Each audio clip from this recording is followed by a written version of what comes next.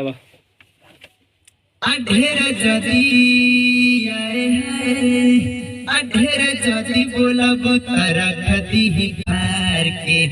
चले लाए जरंगा दरी चमार के ढेर जदी बोलब तरखती ही घर के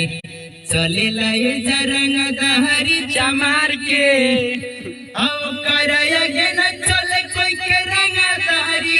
रे से अवन तो होई बरियारी आई है रखल बहिला के यूपी बिहार के चले लाए जरंगा दारी चमार के ढेर जाति बोलब तरखती ही घर के चले लाए जरंगा दरी चमार के। तो देखी भैया